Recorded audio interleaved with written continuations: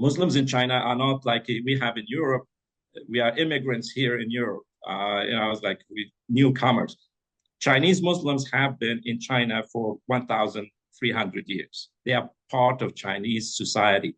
And they're not only in Xinjiang. Many mosques in the Arab and Islamic world disappeared a long time ago, or they were changed so much that you cannot consider it original. But some of the mosques in China are still the original. Okay, they were renovated, they were developed, but they are still original.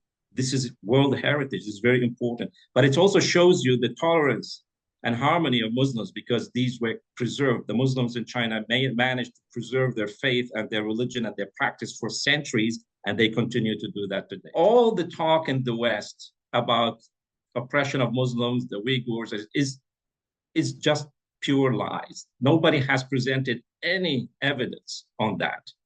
But all evidence actually points to the opposite, that China managed within a fantastic way to deal with that without destroying the culture of the Uyghurs and Muslims in China. And the United States and the West failed miserably everywhere in the world. And actually they led to increase of terrorism, like their so-called war on terrorism actually supported Islamic terrorism all over the planet.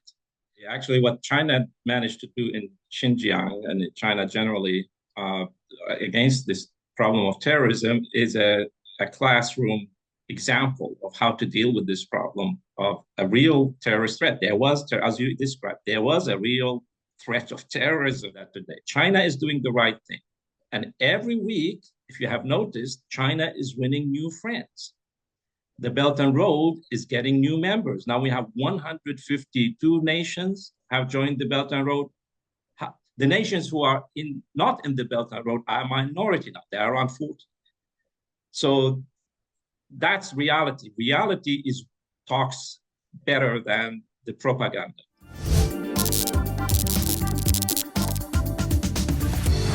Is there religious freedom in China? Are Muslim people oppressed in China? And what about the Uyghur Muslims in Xinjiang? Is Xinjiang like an open-air prison? These are all the questions that people outside of China had because of the bombardment reports from the Western mainstream media and the Western politicians. If you have been following my content in the past 2 years, you probably have already watched some of the content. Because as a journalist in China, I've traveled to Xinjiang multiple times in the past few years, witnessed the dramatic changes, either is the economic status or people's livelihood.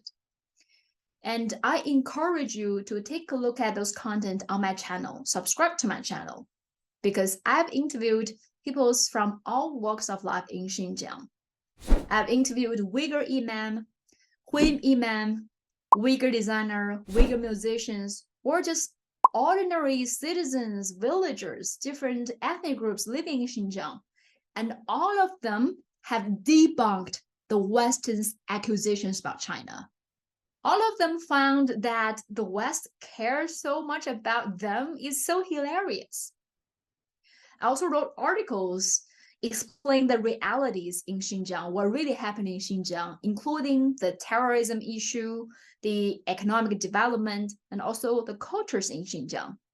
So feel free to take a look at my article, my vlogs, my videos. And you know what? These days is a very important holiday, very important festival for Muslim people around the world. On June the 29th is the Korban Festival, or al-Adha festival. And people in Xinjiang, all the Muslims in China, all the Muslims around the world are celebrating this very important festival for them. So at this very important occasion, today I invited a friend of mine who is a Muslim from Iraq who recently visited China. We will discuss Islam in China, the counter-terrorism method in China, and also how to deal with the terrorism the whole world is facing. His name is Hussein Askary. He's the vice president from the Belt and Road Institute in Sweden and the West Asia coordinator for the Schiller Institute. So Hussein, welcome back to the show. Thank you very much, Jing. I'm very, very happy to be with you again. I was also very pleased to meet you in person in Beijing when I recently visited China. And course, wish all the Muslims and everyone in the world pleasant Eid al-Adha. It's a very important, it's the most important Muslim festivity where people celebrate actually the pilgrimage to Mecca in Saudi Arabia today, where hundreds of thousands, I think this year it's 1.5 million people from all over the world, all nations, colors, and ethnicities, they meet in that little spot in Mecca for atonement, for forgiveness, for harmony, and peaceful coexistence. A beautiful phenomena which every Muslim must do or have if they can in their lifetime. And I know that there are many, many Muslims from China in Mecca right now participating in this wonderful event. Yes, since you mentioned it, actually, I shared it on my Twitter as well, because Chinese Muslims in different provinces went to Mecca, organized by Islamic Association in different provinces. So all of this coming from the different provinces. So all of them are doing Hajj in Saudi Arabia. I think that news, those photos themselves can already debunk a lot of lies. Those who said Chinese Muslims don't have their freedom, when they're actually, with the help from the government, they went to Saudi Arabia, went to Mecca, to the most important thing, one of the most important thing in their life. And yeah, I really appreciate the work you are doing, because I mean, not everybody in the world can travel so much inside China to meet all these Muslims. And one of the things people don't really understand is that the Chinese community is not only in Xinjiang. The first Muslims actually they are from southern China in the Canton, and Guangzhou, Chuangzhou, Hangzhou, all these things. Already in the 7th century, Muslims settled there and they became integrated into the Chinese society. You can find Muslims and Muslim communities all over China, everywhere in China, east, west, south, north, and they are part of the Chinese society, which it's not like here in Europe, like Muslims are just recently immigrated to Europe. They are considered as outsiders. But in China, Muslims are part of Chinese society. This is very important for people to understand. You mentioned something very important. I hope you can share with us more about this, because recently you visited China. You spent over a month traveling to different provinces in China, and you actually went to different mosques in Xinjiang, in different provinces, had a wonderful time. I've seen some videos and images that you shared. So the first question is, what's your thought on Islam in China, and what's your experience in China in the past month? Yeah, I think this was the most amazing thing I have done in many, many years. And it's very important that people travel to China. It's very important that people spend time to China, not just go 1 week to one city or one province. I traveled in 6 different provinces. I was invited by universities in these 6 provinces, but I also managed to spend enough time to go to visit, see people, marketplaces, go to museums, go to archaeological sites, but also to Muslim communities in Beijing, in Guangzhou, in Xi'an especially, but very, very fascinating experience.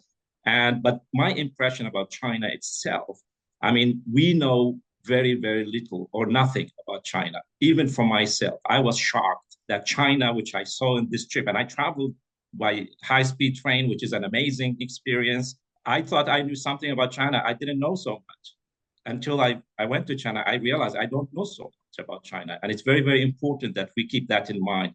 We know very little about Chinese history, Chinese community, Chinese traditions, about Chinese political system, economic system, and all these things. Okay, we know about China's rise in the last 40 years. But I think it's very, very important that we get a clear idea on what is going on in China. I mean, what I saw in China, it's very, very important, is that China is the most modern society in the world right now, okay? From a technical standpoint, urbanization, modernization, it's the most advanced right now in terms of infrastructure. Really? I appreciate what you said, but even as a Chinese, I was like, really? I mean, there are many things I was amazed, and people say, well, we do this every day. It's like taking the high-speed train, 350 kilometers an hour, and it comes on time. This is okay. China, there are many places where you still have poverty, you still have a bit of backwardness, but in the cities, in the major cities, it's very, very organized, very modern. Shenzhen, of course, I went to Shenzhen. It's like this amazing place. But not only it's modern, it's very green. I mean, people think that China, is like because there's so much desert and arid areas. But you go south from Beijing, anywhere south from Beijing to the southwest, and it's so green. It's as green and sometimes greener than what we have in Europe. It's fantastic to see that. Then we have it's a very safe and peaceful place. I mean, you can feel safe any time of the day. I mean, even many women from Europe have traveled there. They say, I can walk in the street any time of the day, even in the middle of the. I won't be worried being attacked, being robbed, or anything. And I could experience that. But also, I experienced that the Chinese people, are very happy people. I mean, you go to the marketplaces, you go to the city centers, and you see people. There's music and they're dancing, or doing other things like social activities just spontaneously. It's not organized by anybody. It's just people go there and dance in the park. They are very, very optimistic, but they're also worried about what is going on in the world because they know that their prosperity is dependent on a peaceful and secure world. And this is very important, a very, very important issue. And also the friendliness of the people. I mean, the Chinese people are so friendly, it's just amazing. And that's a reflection of the Chinese culture. Now, I just want to briefly say something about what I understand. I'm not a China expert. I keep saying that. We have many people in Europe and the US, they say they are China experts. They don't know anything about China. I'm not a China expert. But I managed to visit 12, 13 museums and archaeological sites in China. And it's really, really fascinating, the depth and breadth of the Chinese civilization. It's important to understand that it's continuous, has continued. Many civilizations came and gone in West Asia, in Europe, Egypt, everywhere. These are gone. But China, you have continuity, but continuity with evolution. It renews itself. Two, Chinese culture, it takes good impressions from others. It can absorb and assimilate the good things from other cultures throughout history. It has managed to do that. Like we have Buddhism in China, we have Islam is in China. So China takes the best of other cultures. It's not shy about taking things from others and learning from them. But also China gives. China is sharing. So it's inclusive, it takes, and it's sharing. It gives its own gifts of technological, scientific or cultural progress to others. I mean, one of the fascinating musical instruments in China, the pipa, is from West Asia. The Chinese don't hide that fact. It's like this is something which China took in, but it developed it and made it part of its culture. It's one of the most beautiful musical instruments you have. So, but also China has given humanity so much. I talked a lot in my lectures about how important that the Muslims or Arabs learned making paper from China, paper on a industrial scale. This was a revolution because we had enormous activity, intellectual activity in Baghdad, for example, in the 8th century and 9th century, but we didn't have enough material to put it on and spread it. It was like internet today, more important than internet today. So paper helped many cultures because the Muslims were translating, the Arabs were translating things from Greek, Indian language, even from China, and then spreading it all over the world again. And that helped also the Europeans to learn again about Greek heritage, Plato. So paper making was like one of the most beautiful gifts China gave to humanity. It's still today, it's very, very important for us. Without paper, we wouldn't be where we are today. So these are some of the impressions I got about China. And this brings me to the question of Muslims in China, because Muslims in China are not like we have in Europe. We are immigrants here in Europe. I was like newcomers. Chinese Muslims have been in China for 1,300 years. They are part of Chinese society.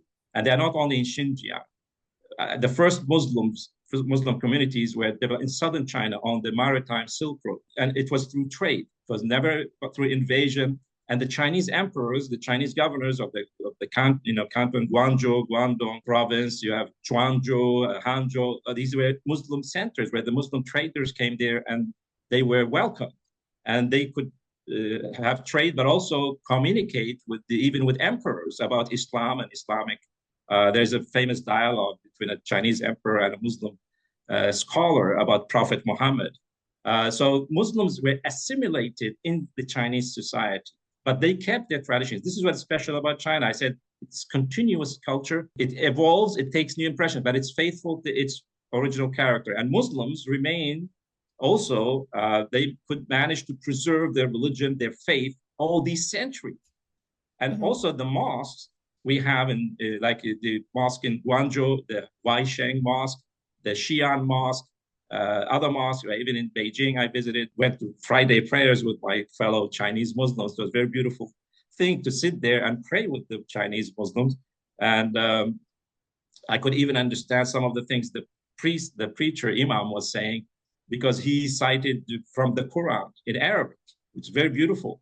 But the thing is, we have this integration of Muslims in Chinese society is very, very unique phenomenon too. And these mosques, as I said, these are not only the oldest in China, these are some of the oldest in the world. The mosque in Guangzhou, the Weisheng Mosque, is built in the 8th century. You know, many mosques in the Arab and Islamic world disappeared a long time ago, or they were changed so much that you cannot consider it original. But the mosques, some of the mosques in China are still the original. Okay, they were renovated, they were developed, but they are still original.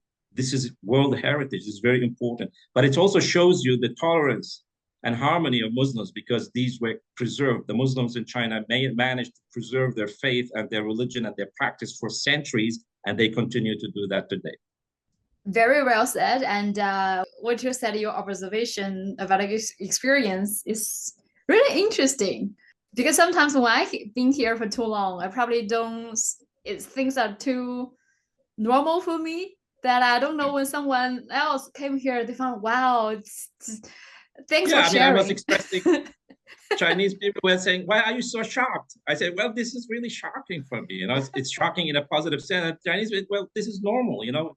I mean, the Chinese people, they love to eat food at the Muslim quarter because they love the food made in these. Like in Xi'an, I went to the Muslim quarter in Beijing. You have to be positively shocked by China. You have to be amazed because we know very little about China. I really urge everyone to travel to China and see China for yourself. It's completely different than what you hear. Even if you are positively inclined to China, like I am, I'm a friend of China, but even my view of China was not really so clear until I traveled there. You mentioned the mosque you visited. So I want to share quickly on the screen of the Twitter that you posted.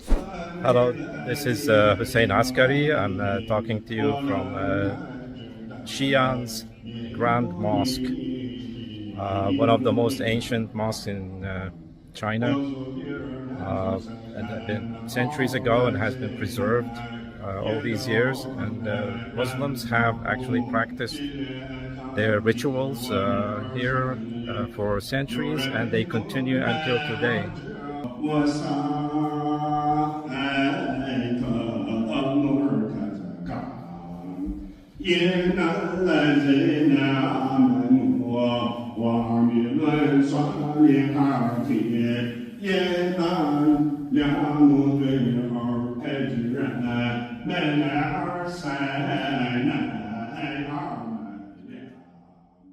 Many people were so happy to see somebody visiting that place and showing the Muslims, you know, praying there. But also, it's an amazing place. This is like, it's not only a mosque; it's a museum. It has been preserved. I mean, the Xi'an Mosque was built originally in 730 something. That's a long time ago. It was then expanded during the Ming Dynasty in the 14th century. And what you see there is like the characteristics of the architecture is like this, it's Chinese. And some people, they think that it's Sinicized Islam. No, it's assimilated Islam into the Chinese. So the architecture is Chinese, but then it has Muslim characteristics. One of the most amazing things I saw is that I took many pictures of that. I can share it with you. Like all over the mosque in the prayer hall, it's the only place, to my knowledge, where the whole Quran, the script of the Quran, which is a huge book, is carved in wood all over the mosque. It's very, very beautiful. And the question of the Chinese definitely were fascinated by Arabic calligraphy because calligraphy is important also in Chinese culture because the importance of expressing things, the importance of the word, of the intellectual content of the words and metaphors, which is very, very important. So this is a very special place.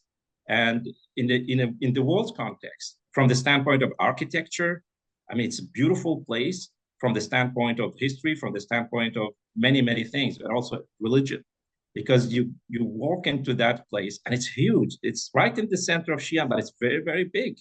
And it has been preserved. And you see all these stone carvings where emperors have, made sure that this place is preserved. And one of the important emperors is the Ming Emperor, Hongwu, I think is, if my percent. He wrote a 100-word poem, the Baizizan poem, in praise of Prophet Muhammad. And he reflects in that poem a deep understanding of Islam. So the Chinese way of looking at things is not like, this is a stranger. They say, I can assimilate that teachings, the moral, whatever teachings, into my own thought process. I don't need to be a Muslim, but I can assimilate that into my own thinking. And that's what is very important with Chinese culture. And today, China is also assimilating things from outside the world, but it's still remaining faithful to its own character. And I think President Xi Jinping is very, very clear on this question because the modernization in China has gone so fast. It's like a stampede. It's like these Spanish bull stampedes where people run in the street and the bulls are running. With that enormously fast modernization of China, how are you going to preserve your culture and your civilization? The continuity of and President Xi Jinping is very, very clear on that. And I think the Chinese people are very clear on that too, because never in history a society so large has developed and modernized so quickly. And I think this question of assimilation, China takes in technological, other, but it keeps it Chinese. And this is not taking over somebody else, but it's trying to take the best from other cultures, which is very fascinating. All civilizations, great civilizations, they take positive things from other civilizations, but they keep their own character.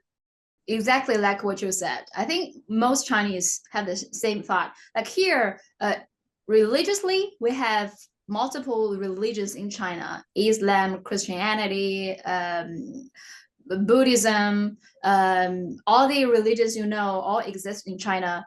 And when they came to China a long time ago, hundreds of years ago, thousands of years ago. So they became part of Chinese culture. And we have different ethnic groups. And it's very interesting, even though we have 56 different ethnic groups and they have different languages. And you know what? We all consider, I've talked to people from different ethnic groups. No matter which ethnic group they're from, which languages they speak, they all identify themselves as Chinese.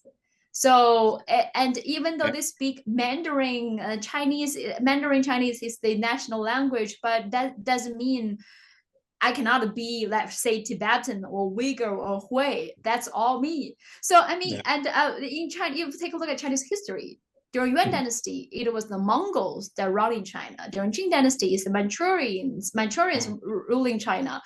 But no one is a foreign power. They all then became the Chinese civilization. All of us identify ourselves as China. So this is this question, very important question of unity. This I saw it, especially in the museums. I went in Xi'an to the terracotta warriors site. It's very fascinating. But what I learned there, I always thought, what is so special about this place, about this, of course, the artistic.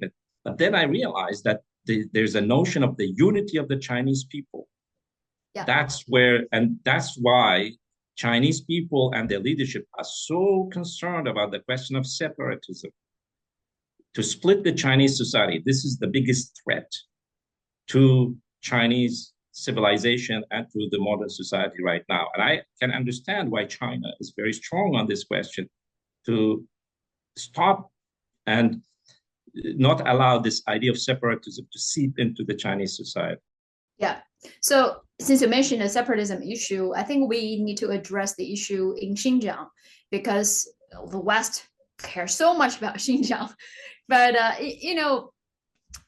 there were some issues in Xinjiang. That's why they were taking stronger security measures in the whole region. And how to make the story short, because there were a period of, I would say, from actually terrorist activities took place occasionally from time to time in different parts of Xinjiang since the 90s until the 2010, 2016, around that time, 2016, 2017. So there were thousands of terrorist attacks in the past few decades in different corners of Xinjiang. But during their period, especially in the 2010, that period, it got stronger because I've talked to many local people, like Uyghur people. Traditional Uyghur culture, if you take a look at their traditional clothes, it's very colorful. They bring all the brightest color together, bring all the jewelries in their clothes. And their traditional culture is they love dancing and singing. It's part of their daily life. After the farm work or after work, they would do the dance. It's part of the traditional culture. It's not organized. It's not a performance. It's just like, I enjoy what I do. That's my life. So music, colorful clothes, drinking, all this, it's their Uyghur people's traditional culture. But there are a period of years when they were suddenly told, you cannot do any of that. I have a Uyghur musician. Music is part of his life. He's a rock musician. And he was told they cannot sing and they cannot cry at funerals. They cannot listen to music. And women suddenly cannot wear other clothes than burqa, and they cannot talk to men that are not Muslims. So, I mean, they were forced to accept some cultures that are not part of their culture. And it was forced on them. Many of them were not happy with that. But during those times, but it was not forced on them by the Chinese government. Yeah. So, I mean, this is the real issues many people told me. And actually, there are many, CGTN done some documentaries showing certain footage of certain cases of the extreme violence. And I went to the museum in Urumqi, where they showcase all this, the footage and photo of terrorist attacks that took place in Xinjiang. But those images are just too violent, too bloody to be shown public online, so you have to be there to see what they display, only exhibited in that museum. So it's not just a racial issue. Many Uyghur people were targeted because Western audiences tend to equal Uyghurs as Muslims. But no, not all Uyghurs are Muslims. And not all Muslims are Uyghurs. In China, like Muslim people there were 10 different ethnic groups are Muslims. And the Uyghurs, many of them, they will follow some traditions, like they only eat halal food, and they will celebrate the Korban festival, but they're not religious. It became part of their daily traditions. So, I mean, that's the reality. Not all Uyghurs are Muslims. But those Uyghurs who are not Muslims will be targeted by the extremists. How can you not be a Muslim? So there were certain years that happened. And also, there are some Uyghur Muslims who are imams that are totally against this radicalized ideology. And they were being murdered by the extremists. There were many cases, many photos of Uyghur imams being beheaded in the public in front of the Idikar Mosque in Kashgar. I bring this up just to let people know it was really, really bad in Xinjiang during certain years because the radicalized ideology spread to Xinjiang and forcing people to accept it. And that created the racial issues because there were no racial issues before. Han people, Uyghur people, Kazakh people living in Xinjiang, they all coexisted with each other for centuries, since Han Dynasty, since Tang Dynasty in Xinjiang. But suddenly, during those years, it became an issue. So certain people were forcing those idea onto those people. That's why there were counter-terrorism measures taken in Xinjiang, and also those who were influenced by the extreme ideology. Some of them were taken to the vocational training center. What they learned in those vocational training center first is de-radicalize, and then they can learn Mandarin, which will give them more opportunities to different work and even go to universities. And second, they can learn a skill, vocational skill. Like I interviewed 2 women from Kashgar who used to be influenced by this radicalized ideology. They went to the vocational training center, and they said and they learned the computer skills from the vocational training center. They learned a lot of the skills, and after graduated, now they are working as the head of the women affairs in their village, in their county. So they have a much better job, and they dress very fresh fashion as well, because okay, I can do this, I can do a lot of things. So these are the dramatic changes. So these are the counterterrorism counterterrorism measures taken in Xinjiang. That's the reality in Xinjiang that Western mainstream media never shown people to the outside of China. So I want to ask your opinion.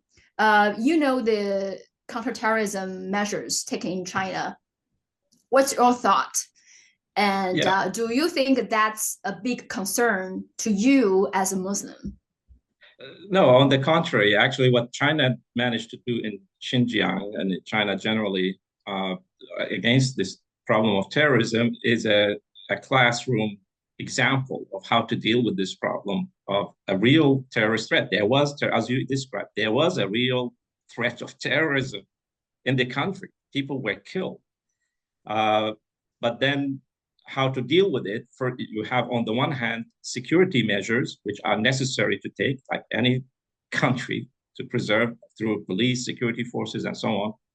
But then you have to take measures of social, economic development.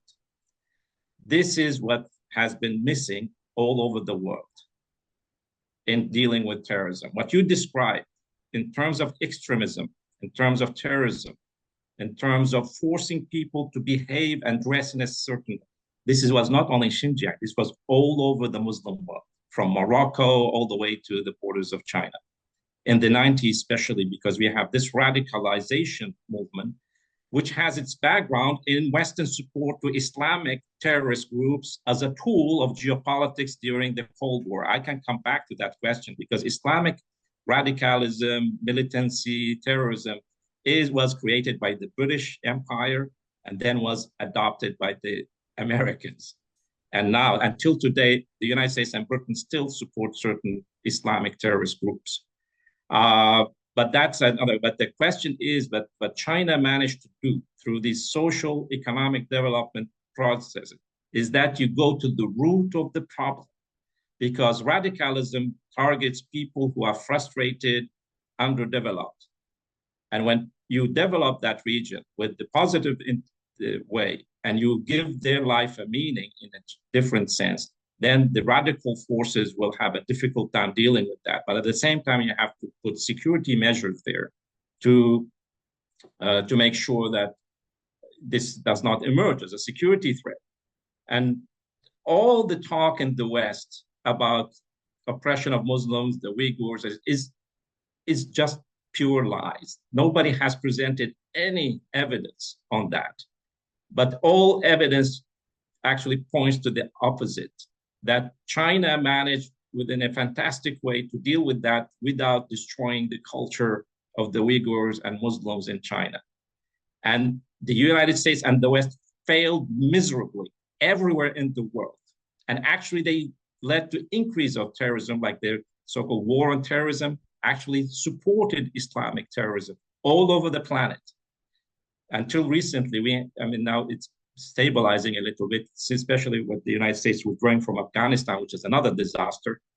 So the world has to learn from how China managed to deal with this problem, which we call peace through economic development. You can also have security through economic development. And all these things, I have a souvenir from China. Chinese currency. But if you look at the here in the scripts, you have both Chinese, English, and Arabic characters, which is the language of the Uyghurs. And China put it on its national currency. This never happened in Europe or the United States, to have not the national language, but a minority language on your national currency. And all over China, you can see these in the Muslim quarters. There's script Arabic. So I can read the script, but I don't understand the meaning of it, that it's Arabic alphabet. So China, I mean, many Muslim countries sent delegations to Xinjiang. At the Organization of Islamic Conference, I mean, we had 30 countries who signed a letter saying that they don't see any evidence of what is being alleged about China. Actually, they praised China's way of dealing with this question of terrorism and extremism in China. And they considered a great model for that. And now China is actually, look, China is not a Muslim country, but look what it managed to do. They brought two Muslim countries who were at war with each other, proxy war, bloody religious war, which we in Iraq paid the price for through this Shia-Sunni divide. China brought these two antagonistic forces together, and now they're normalizing relations. This is incredible. You know, this is nobody in the West has managed to deal with that. And the problem is, the reason why the United States and the West generally, or the British and the Americans, never managed to solve this problem of extremism is because they support these extremist forces. They use them as a tool. And this goes back to actually the late 19th century, beginning of the 20th century, where you had, you know, the British and French were controlling large parts of West Asia, North Africa, and there were resistance movements against British imperialism. And you had the emergence of, it started with actually religious leaders in these countries, because the Ottoman Empire was dissolved, which controlled these areas. And then we didn't have states, governments in these regions. So there are religious leaders in Libya, in Algeria, in Morocco, in Sudan. They took the fight against the colonialist powers. But then with the 20th century emerging, we had intellectuals organizing patriotic nationalist movements, for example, in Egypt, against the British. So the British invented this idea, the British intelligence, and we have the whole background that you can use backward Islamic teaching and Islamic groups to encounter the nationalist movement, the intellectuals, by saying these are God deniers, especially when after World War II with the Cold War, they supported, like, for example, the Muslim Brotherhood and other extreme Islamic groups, like the Salafist, Wahhabi, so-called, which came into Xinjiang. And, you know, that's what you are describing. These are Salafist groups who say music is not allowed. Women should stay at home. They should not, you know, they get education, everything. This is what that tradition is. But these were tools of geopolitics. So after World War II, during the Cold War, any nation which tried to strive to strengthen its economy, to get rid of the control of the British and American powers, were described as God-denying communists. We had it in Iraq, we had it with Egypt and Jamal Abdel Nasser. The Muslim Brotherhood tried to assassinate him. And then with the Afghanistan war, you know, with the attempt to, you know, destroy the Soviet Union. There's a policy, it was designed by a British intelligence asset scholar, Bernard Lewis. You know, it's called the arc of crisis. The idea was to set fires all over the border south of the Soviet Union, where you have Muslim communities, to destabilize the Soviet Union, and later, of course, China. But the main target was the Soviet Union. This was also, it goes back to the great game between the British Empire and the Russian Empire in the 18th and 19th century. So British intelligence have played the Islamic card for a long time, but then the United States got into this game and started also working with the British intelligence For example, in Afghanistan, when they organized, they first provoked a counterattack from the Russians into Afghanistan, and then they mobilized all these Islamic forces. The United States and the British, they even convinced the government of Egypt to release, dangerous extremists from prison and send them to Afghanistan for training to fight the communists. So when the Afghan war ended and the Soviet Union was dissolved in 1989, all these Islamic forces which were gathered in Afghanistan and in Pakistan, which was the backyard for this operation, now they were spread all over the world, back into their countries in West Asia and North Africa, and some of them went to Europe.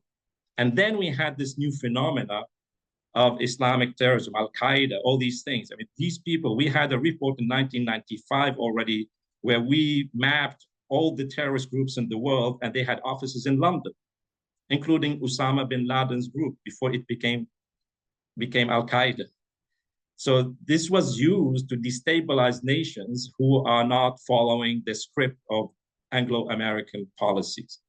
So this, what you experienced in Xinjiang is part of that global thing. But in China, you solved that problem in a very good way. And now the population in Xinjiang, they can both preserve their religion, their traditions, but participate in the amazing modernization process of China, which will help their future generations to prosper. Xinjiang has become a key backbone of the Belt and Road Initiative, and it's going to continue to develop. There are enormous resources in Xinjiang, which will play a key, important role in the development of China, but also for the population in Xinjiang. So this is a model which everybody in the world needs to learn from, especially in the Muslim countries right now. So you just showed us the 100 yuan bill of Chinese currency, and you recognize the Uyghur language, which very similar to Arabic language. And there are also other languages written on the currency. Actually, the other languages written on Chinese currency are, besides Mandarin, which is the national language, the others are Tibetan, Mongolian, and Zhuang ethnic language, and Uyghur language. So all these languages are all written, 5 languages written on China's currencies. And I think people in the West are familiar with Uyghur and Tibetan and Mongolian because they don't know the Zhuang, whose language is also on the currency, because CIA never laid their eyes on Zhuang ethnic group. So probably people don't know. So this is the thing, like we put all the minority cultures in everywhere. Our currency, if anyone go to Xinjiang, go to Tibet, the eradicating their minorities language is a lie, because everything you see, every public sign you see is written at least in 2 languages. The problem we have is I don't know who said it. He said that a lie can travel around the globe before truth has tied its own shoes. Yeah. So because the Western media and intelligence services have been way ahead in spreading lies and investing heavily into that. I mean, the United States Congress voted unanimously in 2021 in the Strategic Competition Act to allocate $300 million each year to encounter Chinese influence, which means they finance bloggers, media all over the world. That's a huge amount of money.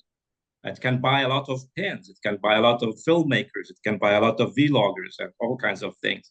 There is need to encounter that, because one important thing to remember is that you can't stop those people with showing them facts. Those people have already made their mind that they want to undermine and destroy China. That's their objective. They don't care about facts. But there are billions of people around the world who need to see the facts. Now, also the way you present the facts is also important. There should be an investment in the media, not to falsify things, but to show the main facts. The other important thing, which I told people in my lectures in all these universities in China, because every time I spoke there, the students were so frustrated and angry. And they say China is trying to build things in the world. We are just contributing peacefully to the world. And why they are attacking us so harshly? Why are they lying about us? And I said, look, there is a background. I explained this background to them, this geopolitics, zero-sum game, the philosophy behind it, the objectives. But I said, remember one thing, keep doing the right thing. China is doing the right thing. And every week, if you have noticed, China is winning new friends. The Belt and Road is getting new members. Now we have 152 nations have joined the Belt and Road. The nations who are not in the Belt and Road are a minority now. They are around 40. So that's reality. Reality talks better than the propaganda. So China needs to continue doing the right thing by developing its own economy, developing its own culture, the way they see fit, but also continue supporting the Belt and Road and these economic development around the world. That's what really matters. This is what nations are now seeing. And the world has changed. The world where these journalists in the West and think tanks and the intelligence services is not in reality. They are in a never, never land. They really don't understand reality. Now, nations in Africa, I mean, even in Europe, but even especially in Africa and Asia and Latin America are now moving to this new paradigm of international relations with China. The BRICS nations, the Shanghai Cooperation Organization are leading. That's what really matters, not all this false propaganda. But of course, we have to face the propaganda with facts. And it's better, and that's what my point is, that if we have people from the United States, from Europe, travel to China and find these things for themselves, they would be actually very good messengers in their own communities and their societies to convey that. Because as you say, I mean, and it doesn't matter what you say as a Chinese or the Chinese embassy here says, they say, well, they are pushing the government line. So it's very important to have this communication with the people from all over the world to go to China, go to Xinjiang, and see the reality there. But actually, not only see that there are no problems there, there is something to learn there, which we can actually use in our community. Look at France today; it's burning because of the minorities or the immigrant minority Muslims, who most of them were born in France, but they're not considered as French citizens by the police, for example. But look at their living conditions. Look at the ghettos in all over Europe, where immigrants from Muslim countries and Africa live. That's a time bomb. That's where the problem is. And we have something to learn from China, because unless you improve the social, economic conditions of those minorities, those immigrants, you will have a time bomb ticking. You know what? Many Muslim country leaders, Islamic figures visited Xinjiang, and they all said, well, it looks fine to me. I don't see any oppressions. I can share with you some of the posts and the videos. Let me see. This is the letter that the head of World Muslim Community Council published last year when he, together with all the delegations from Muslim countries, visited Xinjiang, and he published this letter. We congratulate China on the completion of the counter-terrorism plan in Xinjiang. Yeah. The level of attention that we found in Xinjiang embodies the determination of the Chinese leadership to serve all components of the people in the region. I mean, see, this is the leader, chairman of the World Muslim Communities Council. He said, we think China is doing a good job counter-terrorism in Xinjiang. And we find there's no evidence of oppressing Uyghur people. So this is the Twitter he published. He was hanging out with a group of Uyghur children he met in the market. I think, I'm not sure which city, but you can see the happy face and pleasure is not a performance, is not a forced on them. It's not, they are not forced to smile. This is him. This is another tweet published by Muslim communities. They are congratulating Beijing's effort in combating terrorism and extremism. This is a delegation headed by His Excellency Dr. Ali Al Naimi. Yeah, from the Emirates, I guess. Okay. United Arab And Emirates. they visited the Museum of Combating Terrorism and Extremism in Xinjiang. Actually, this the English translation is wrong, but this museum is what I mentioned earlier. It's in Urumqi in Xinjiang, the Museum of Combating Terrorism and Extremism, that they explain and showcase all the footage and pictures of the violence, terrorism activities took place in Xinjiang that are too violent to be shown online. So anyone who actually went there and know the history of understanding what really happened in China, they know there was a serious threat of separating the country. So since the West say, well, there's no religious freedom for Muslim people, well, the video is just from yesterday, the Korban Festival in Xinjiang. This video, can you see that video? This is in Kashgar in Xinjiang. Yeah.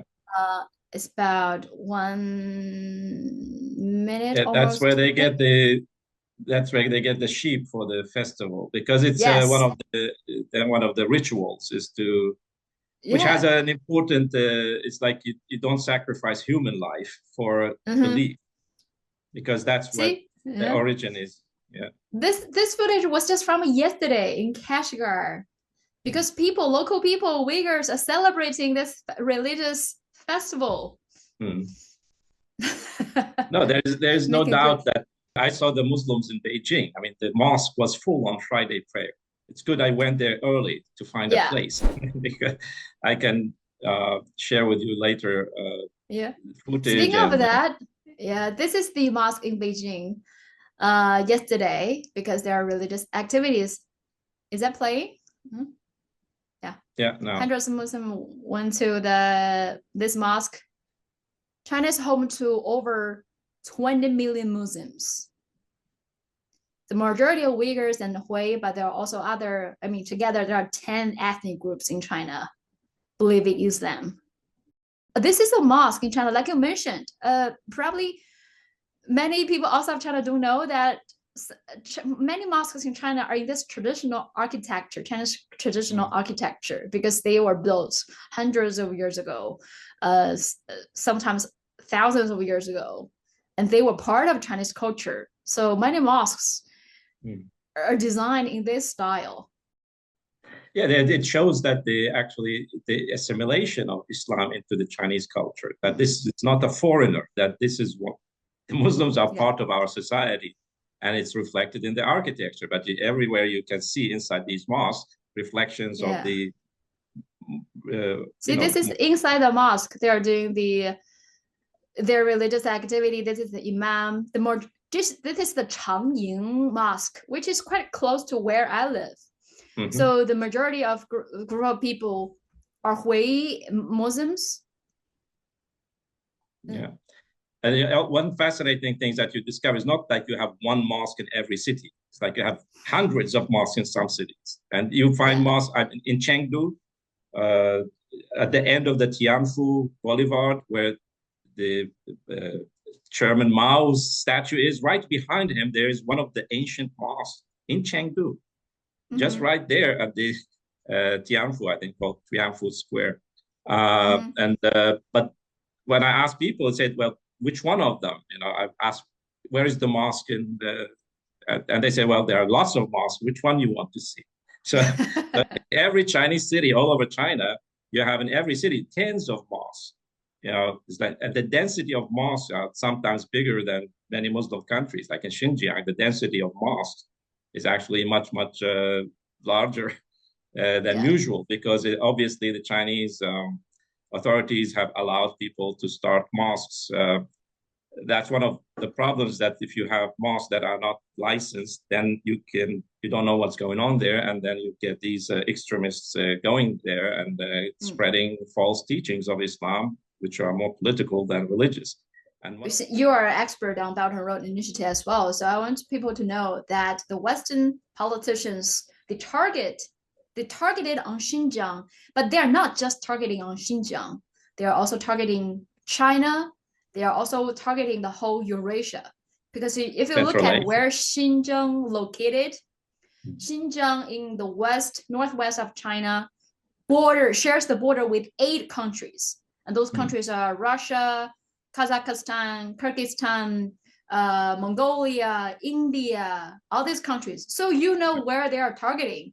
And also Xinjiang, and it's like you mentioned, Xinjiang is a key location for Belt and Road Initiative for connecting the whole Eurasia. Many railways have already been built and are under construction now that will connect China with Central Asia, West Asia. It was crucial. And also this region is also rich in natural resources, all the minerals, you know, all the oil, gas, solar energy, wind energy, everything, you know, this region is so rich in natural resources. So it's well, through the history, we know it's not a surprise that America were targeting some places rich in natural resources. So I'm very optimistic right now. I mean, I saw the recent Central Asia China summit in Xi'an. I missed it by a few days. I visited Xi'an like 10 days later. But this is very, very important. Now, the stabilization of the situation in Afghanistan, this is very important, that China, Pakistan, and Central Asia work together to actually get Afghanistan out of its humanitarian crisis, which was created by the West. It was created by the United States and Europe, who have been freezing money owned by the Afghani people, so they cannot buy food and medicine. But everything is blamed on the Taliban. Now, China is playing an important role in making sure that Afghanistan does not explode, that Afghanistan actually, also rich in natural resources and old history, can also develop as part of the Belt and Road Initiative. So I'm very, very optimistic that many of the operations for regime change, there was a regime change operation in Uzbekistan.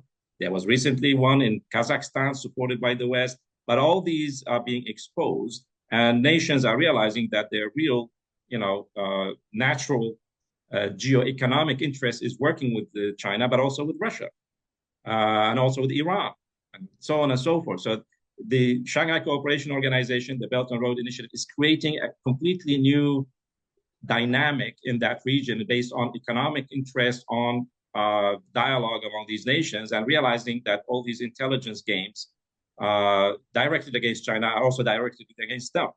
And that whole operation is collapsing. And many nations, and now that Saudi Arabia and Iran, with the help of China, have reconciled.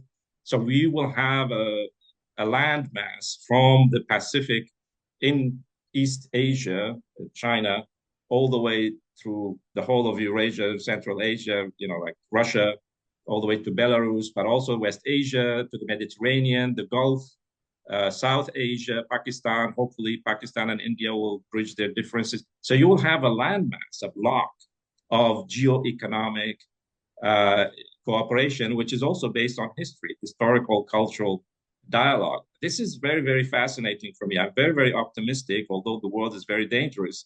But the danger is not coming from inside those countries, inside those regions. The danger is coming from outside by manipulating the ethnic, religious differences to continue the destabilization and weaken Russia, China, and other nations. But now, with China's intervention mainly, these differences are being resolved and replaced by economic coexistence, win-win cooperation. That's very, very important to keep in mind. Thank you, Hussein. And to those of you who are interested in learning more about Belt and Road Initiative, follow Hussein's Twitter account, his work, and you tell us where to find your work. Yeah, it's a Belt and Road Institute in Sweden. This is where we work a lot on the Belt and Road Initiative, all its aspects. We just had a international webinar on the cultural Belt and Road, on the Global Civilization Initiative. But also you can find it on schillerinstitute.org, Schiller Institute. If you Google that, you will find more. If you Google my name on the screen, you will also get there. Thank you. And also follow my work as well, because I've recently come back from Xinjiang. I recently come back from Xinjiang again. So I made some vlogs and documentaries to show how much change took place in Xinjiang in the past few years. So subscribe to my YouTube channel. And also I wrote articles for CGTN as well. So feel free to follow my content on Xinjiang. And I think I'm planning to travel to different Belt and Road countries this year. So soon I will show you different projects, what's going on, probably in Pakistan and in Africa. So stay tuned, follow our work, and thank you for watching, and see you next time.